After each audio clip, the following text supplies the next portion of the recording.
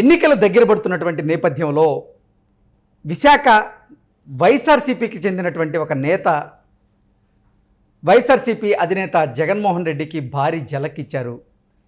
రానున్న ఎన్నికల్లో ఓడిపోవడం ఖాయం అని భావించినటువంటి విజయ నిర్మల గారు వైసీపీని వీడి ఆవిడ మరో పార్టీలో చేరబోతున్నారు అనేటువంటి వార్త ఇప్పుడు సోషల్ మీడియా వేదికగా చక్కర్లు కొడుతున్నటువంటి నేపథ్యంలో ఈ అంశానికి సంబంధించి మనతో మాట్లాడేందుకు ప్రముఖ సీనియర్ జర్నలిస్ట్ దుర్గాకుమార్ గారు మనతో ఉన్నారు. సార్తో మాట్లాడు. Sir hi sir. నమస్తే కృష్ణ గారు, మన వీక్షకులు కూడా నమస్కారం. సార్, ఎన్నికలు దగ్గర పడుతున్నటువంటి నేపథ్యంలో విశాఖ జిల్లాకి చెందినటువంటి ఒక వైసీపీ నేత జగన్మోహన్ రెడ్డికి భారీ ఝలక్ ఇవ్వబోతున్నారని విజయ నిర్మల గారు వైసీపీని వీడి మరో పార్టీలో చేరబోతున్నారు అంటూ ఒక వార్త సోషల్ మీడియా వేదికగా చక్కర్లు కొడుతూ ఉంది. ఏంటి సార్, దీన్ని ఎలా చూడొచ్చు? ఇప్పుడు ఏ జిల్లాలో ఝలక్ ఇవ్వలేదండి జగన్ గారికి? పార్టీ ఓడిపోతున్నప్పుడు, చెరువు ఎండిపోతున్నప్పుడు కప్పలు వేరే ప్రాంతాలకు వెళ్ళిపోవటం అనేది సహజం. అట్లాగే వైఎస్ఆర్సీపీ ఓడిపోద్దని ఇవాళ కాదు, గత 4 నెలల క్రితమే కనిపెట్టిన వాళ్ళందరూ కూడా మెల్లిగా పార్టీ పదవులు ఉన్నప్పుడు కూడా ఎంపీ పదవుల్లో ఉండి కూడా పార్టీకి పదవికి రాజీనామా చేసి వెళ్ళిపోవటం కర్నూలులో చూసాము, నెల్లూరులో చూసాము. 2 ఎంపీలు నెల్లూరు మాగుంట శ్రీనివాసరెడ్డి గారు, ప్రభాకర్ రెడ్డి గారు ఉండడని అంటున్నారు వైజాగ్ వాళ్ళు. తర్వాత ఇప్పుడు విజయ నిర్మల్ గారు, వీళ్ళంతా చాలా చిన్న వాళ్ళు అండి. ఇంతకన్నా పెద్ద పెద్ద వాళ్ళు వెళ్ళిపోయారు, స్టాల్ వర్డ్స్ వెళ్ళిపోయారు. శ్రీకృష్ణ దేవరాయలు గారు వెళ్ళిపోయాడు, రకరకాలుగా. కాబట్టి వీళ్ళు మీరు చెబుతున్న వాళ్ళు చాలా చిన్న చిన్న వాళ్ళు. వీళ్ళు వాళ్ళ వెళ్ళినా కూడా పార్టీలో ఈ ఓడిపోయే పార్టీ మీద పెద్ద ప్రభావం చూపలేరు, గెలిచే పార్టీ కూటమి మీద వీళ్ళ ప్రభావం ఏమి ఉండదు. వీళ్ళు వెళ్ళటం వలన ఓడిపోయే పార్టీ ఏమి వాడకుండా ఆగదు, గెలిచే పార్టీ వీళ్ళు వెళ్ళకపోయినా కూడా గెలుస్తుంది. ఇవన్నీ నామమాత్రపు కప్పగంతులేకి చివరిలో జరుగుతున్నాయన్నీ. ఏమైనా జరగాల్సినవి మొదట్లోనే జరిగినాయి.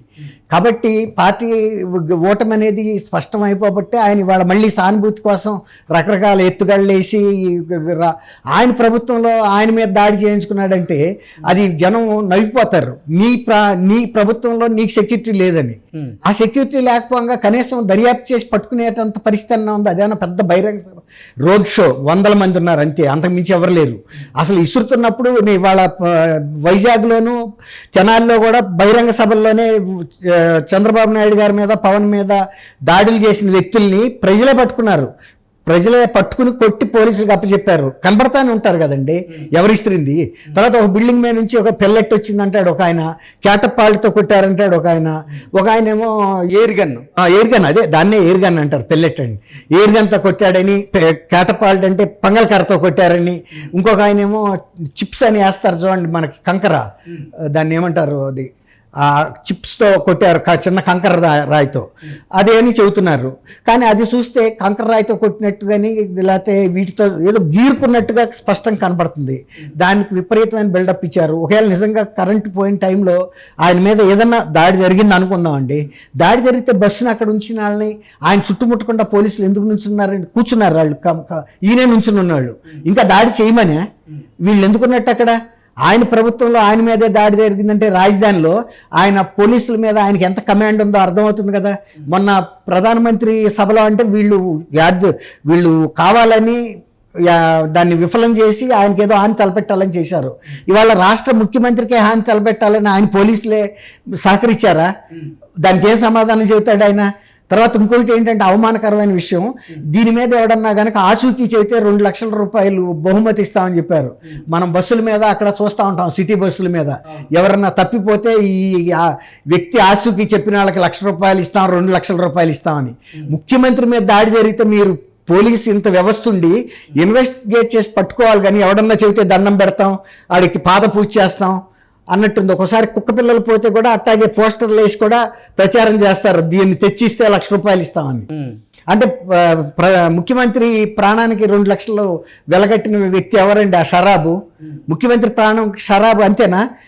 వివేకానంద రెడ్డి గారికి ప్రైవేట్ వ్యక్తులు స్పాట్ పెట్టి 40 లక్షల సుపారీ డిక్లేర్ చేసి ఆల్రెడీ 2 కోట్లు కూడా అతనికి ఇచ్చారు. పార్టిసిపేట్ చేసిన అతని పేరేంటంటే దస్తగిరికి. అక్కడి నుంచి సిబిఐ వాళ్ళు కూడా హ్యాండ్ ఓవర్ చేసుకున్నారు. ప్రైవేటు వ్యక్తులు, ఒక ముఖ్యమంత్రి కూడా కాని వ్యక్తి ప్రాణానికి విలువ 40 కోట్లు కట్టారు. ఆయన బాగా మ్యాక్సిమం చేసిన పదవి మంత్రి పదవి, ఈయన ముఖ్యమంత్రి. ముఖ్యమంత్రి పదవి మీద ఉన్న వ్యక్తికి మీద హత్యా ప్రయత్నం జరిగిందని సజ్జల రామకృష్ణారెడ్డి గారు చెబుతున్నాడు. హత్యా ప్రయత్నమే జరిగితే ఎంత దర్యాప్తు జరగాలి, అవసరమైతే సిబిఐ దర్యాప్తు అడగొచ్చు కదా. ఇప్పుడు రాష్ట్ర పోలీసులు చేతులు ఎత్తేసారు, మా వల్ల కాదు, ఎవరికన్నా 2 లక్షలు ఇస్తాం మీరు చెప్పమని. అసలు అక్కడ ఉన్నదే అతి పలసటి జనం ఆ బిల్డింగ్లోంచి వచ్చింది అంటున్నారు. ఆ బిల్డింగ్ని వెంటనే వెళ్ళి చుట్టుముట్టాలి కదండి. పోలీసు స్టేర్ కేసు ఎక్కువ, లిఫ్ట్ ఎక్కువ, పరిగెత్తుకుంటా టెర్రాస్ మీదకి వెళ్ళిపోయి ఎతకాలి కదా ఎవడున్నాడని. నిమిషాల్లో వెళ్ళిపోవాలి. తర్వాత ఆ వ్యక్తిని విఐపి ఎవరైతే ఉన్నారో జగన్మోహన్ రెడ్డి గారి ప్రాణం అమూల్యం, ఆయన కిందకి తీసుకెళ్ళిపోవాలి. ఆ చీకట్లో ఏదైనా జరగవచ్చు. ఆ తర్వాత ఇంత వైఫల్యం అయిపోయి ప్రజల యొక్క దీనికోసం ఆయన వెంపర్లాడుతున్నాడు సానుభూతి కోసం.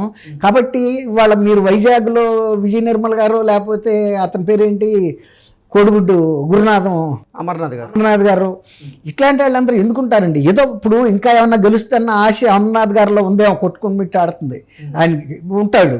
కానీ అది కూడా రేపు ఇంకా తేలిపోతే చాలా మంది వెళ్ళిపోతారండి, ఉండరు. ఇప్పుడు ఇక్కడ తెలంగాణలో బీఆర్ఎస్ ఎంత పటిష్టంగా ఉంది చివరి రాక. కానీ ఒక్కసారి చంద్రబాబు నాయుడు గారు అరెస్ట్ తర్వాత బీఆర్ఎస్ గ్రాఫ్ పడిపోవటం మొదలెట్టింది. ఎప్పుడైతే పడిపోవటం మొదలెట్టిందో అసలు పతనం అయిపోయింది. ఆ తర్వాత ఎంతమంది వెళ్ళిపోయారు, పార్టీలోంచి వెళ్ళిపోతున్నారు. ఇవాళ తర్వాత ఇప్పుడు ఆమెను అరెస్ట్ కూడా చేశారు, కవిత గారిని. ఇంతవరకు బెయిల్ కూడా తెచ్చుకోలేని పరిస్థితి. అధికారంలో ఉన్నప్పుడు ఒక స్థాయిలో ఉంటుందండి నాయకుల ప్రవర్తన. అధికారం పడిపోతున్న తర్వాత ఎవరుండదు, అధికారాంతమున చూడవలే అది అయ్యవార్ల సక్కదనములని ఏదో ఒక పద్యం కూడా ఉంది.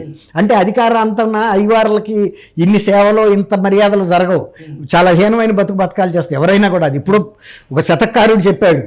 అట్లాగే ఇవాళ చీఫ్ మినిస్టర్గా ఉండగానే ఆ వ్యక్తి ప్రాణానికి సజ్జల రామకృష్ణారెడ్డి గారేమో హత్యా ప్రయత్నం జరిగింది, కోల్డ్ బ్లడెడ్గా చాలా కుట్రపూరితమైన హత్యా ప్రయత్నం జరిగిందంటే డీజీపీ గారు ఎంత సీరియస్గా తీసుకోవాలి, ఎంత దళాలను దింపాలి. ఒక్కోసారి మామూలు దానికే మేము 6 దళాలను దింపి వెతికిస్తున్నాం అంటారు. ఇక వీళ్ళు ఏం చేయలేని పరిస్థితుల్లో కుక్క పిల్ల పోయినంత ఈజీగా 2 లక్షలు ఇస్తామని చెప్పమంటే ఎవడో ఒకటి వచ్చింది 2 లక్షల కోసం ఆశపడేవాళ్ళు బోల్డ్ మంది ఉన్నారు ఈ దేశంలో, ముద్ద లేనాళ్ళు. ఇప్పుడు జైల్లోకి వెళ్తే ఫుడ్ అయితే గ్యారంటీ కదండి. మళ్ళీ ఆ కోడికత్తి సీన్ లాగా 5 ఏళ్ళు జైల్లో పెట్టారనుకోండి, 5 ఏళ్ళు అయితే జైల్లో ఫుడ్ గ్యారంటీ కదా. అటెండర్ బోల్డ్ మంది వచ్చి నేనేనంటారు, ఒప్పేసుకుంటారా మీరు? దాన్ని చెక్ చేయాలి కదా, వీడు కొట్టగలిగినాడా లేనాడా, దేన్ని వాడాడు, అవన్నీ వెరిఫై చేసుకోవాలి కదా. బోల్డ్ మంది వస్తారు సార్. ఫుడ్ కనుక పెడతానంటే జైల్లోకి వెళ్ళే వాళ్ళు చాలా మంది ఉంటారు. ఒక్కోసారి స్టేషన్ల ముందు నేను అనేక సార్లు వెళ్ళా, సార్ నాకు ఎట్టాగు బయట జరగటం లేదు, ఏదో ఒక రకంగా మీరు జైల్లో పెట్టమంటే అరే పోరా బాబు అని పోలీసులు పంపించేస్తారు. మీరు వెళ్ళారా? నేను చూసా పోలీస్ స్టేషన్ల ముందు యాజ్ ఎ రిపోర్టర్గా పోలీస్ స్టేషన్కి వెళ్ళినప్పుడు కొంతమంది ఇట్లా ఫుడ్ జరగని వాళ్ళు, జీవితం మీద విరక్తి పుట్టిన వాళ్ళు పోలీస్ స్టేషన్ ముందుకు వచ్చి పోలీసులు బతిమాలుకుంటారు, అయ్యా మీరు నన్ను ఏదో ఒకటి చేసి లోన్ పడేయండి నాకు ఫుడ్ పెడతారు కదా అని. పోలీసులు కూడా మానవత్వంతో రే బాబు నువ్వు మమ్మల్ని ఎందుకు చంపుతావురా నాయన, కావాలంటే ఇదిగో నీకు ఫుడ్ తెప్పించి పెడతాను తిని వెళ్ళిపోమంటారు తప్ప తీసుకెళ్లి జైల్లో పెట్టరు. అట్టగా ఇవాళ నేనే కొట్టానని రావచ్చు. బొబ్బిలి పుల్లిలో కనుక రామారావు కోసం ఎదుగుతుంటే అల్లురామలింగి వచ్చి నేనే బొబ్బిలి పుల్లిని అంటాడు కదా.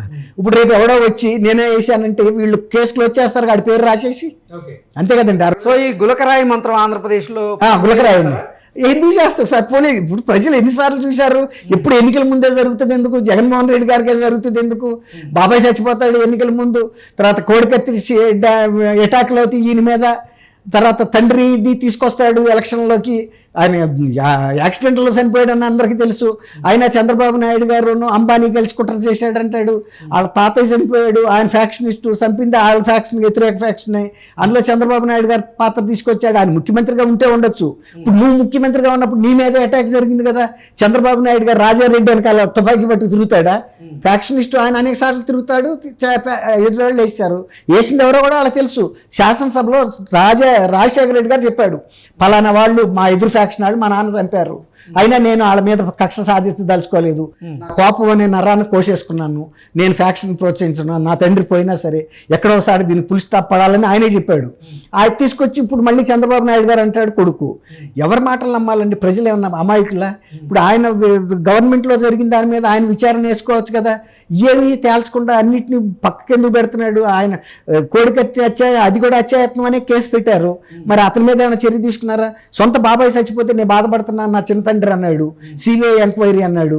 ఇవాళకి ఏమన్నా తేల్చాడు? 5 ఏళ్ళ నుంచి ఈయన ముఖ్యమంత్రిగా ఉన్నాడు. ఇట్లా ఎన్నాళ్ళు ప్రజలు మోసం చేస్తారంటే పోలీసు వ్యవస్థ మీద నమ్మకం లేదన్నాడు, బాగానే ఉంది. మరి ఇప్పుడు నీ పోలీసు వ్యవస్థ నీ మీద దాడి చేసింది కదా, నువ్వు ముఖ్యమంత్రిగా ఉన్నప్పుడే. మరి నువ్వు నమ్ముతున్నావా ఈ వ్యవస్థను? నమ్మటం లేదా? చెప్పాలి కదా ప్రజలకి. నువ్వు ఎందుకు వైఫల్యం చెందుతున్నావు ఇట్లా? ప్రజలకు ఇచ్చిన హామీలన్నీ నువ్వు చేయలేకపోయావు, అయినా ప్రజలు ఒప్పుకున్నారు. నువ్వు ఇంకా మళ్ళీ నాకు ఇంకోసారి అధికారం ఇవ్వమంటున్నావు. ఏం చేశావని? అన్ని రివర్స్ లాగా 99 అమలు చేయనాటిని చేశానని చెబుతున్నాడు. ఉచితంగానే రివర్స్ టెండరింగ్ అని పెట్టాడు కదా, దానికి ప్రజలకి తడిసి మోపిడైన పోలవరం ఖర్చులు కానీ ఇవన్నీ. అట్లా జగన్మోహన్ రెడ్డి గారు ఎవరైనా ఏ వ్యక్తి అయినా అంతమంది ప్రజలను అన్నిసార్లు మోసం చేయలేరండి. కొంతమందిని కొన్నిసార్లు మాత్రమే మోసం చేస్తారనేది మనకు ఫిలాసఫర్స్ ఎప్పుడో చెప్పారు. అది ఈయన కూడా వర్తిస్తారు. Okay okay sir, thank you so much. Thank you Krishna గారు, వీక్షకులు కూడా.